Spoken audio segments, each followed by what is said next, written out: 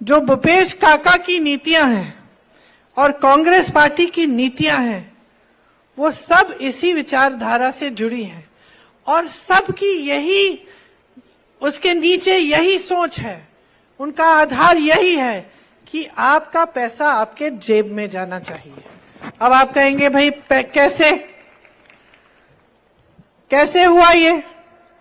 तो सोचिए, 5 सालों में 1.25 लाख करोड़ रुपए जनता के खातों में सीधे गए हैं। 1.25 लाख करोड़ रुपए 5 सालों में छत्तीसगढ़ के लाखों लोग गरीबी रेखा से ऊपर आ गए। खेती करने वालों की संख्या बढ़ गई है। आप आगे पीछे जो प्रदेश हैं, उत्तर प्रदेश में जाइए, मध्य प्रदेश में जाइए, कोई खेती किसानी नहीं करना चाहता आजकल, मजबूरी से कर रहा है क्योंकि उसमें कमाई नहीं हो रही है उसकी।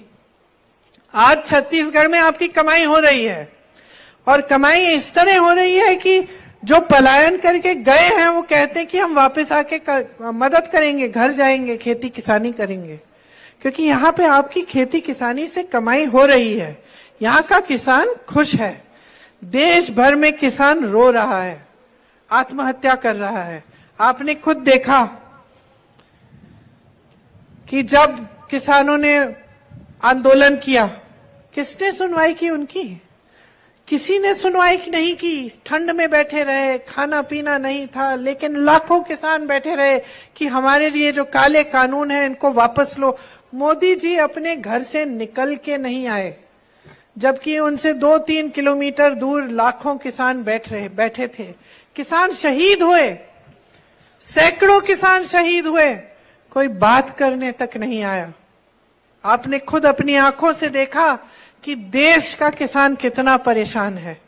आपने खुद अपनी आंखों से यह भी देखा कि जैसे ही उत्तर प्रदेश का चुनाव आ रहा था, जैसे यहां विधानसभा चुनाव है, उस समय उत्तर प्रदेश का था, जैसे ही चुनाव नजदीक आने लगा बहनों, तब अचानक वो काले कानून वापस ले लिए। चुनाव तक न कोई आया सुनने के लिए, न कोई आया सहायता करने के लिए। सैकड़ों किसान मर गए, उनको उनकी शहादत की कोई कदर नहीं की, बल्कि उनके मंत्री के बेटे ने 6 किसानों को अपनी जीप के नीचे कुचल दिया और उस मंत्री को अपने साथ मंच पे बिठाते थे। कुछ नहीं किया बहनों और भाइयों 2 सालों के लिए। लेकिन जब चुनाव आने लगा तब घबरा गए कि भाई चुनाव आ रहा है, कुछ करना पड़ेगा, काले कानून वापस ले लिए। ये हमारी विचारधारा नहीं है। हमारी विचारधारा ये है कि आपको सशक्त करना है। इसीलिए आज छत्तीसगढ़ का किसान खुशहाल है। आज ये मात्र एक प्रदेश है जिसमें वन उपजों के लिए भी न्यूनतम समर्थन मूल्य मिल रहा है।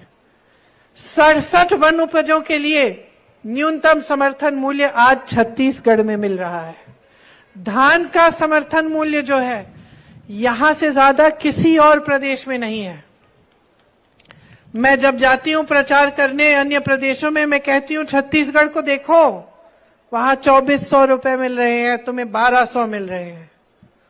अपनी सरकार से पूछो कि अगर छत्तीसगढ़ में मिल सकता है तो वहां क्यों नहीं, तुम्हारे यहां क्यों नहीं मिल सकता?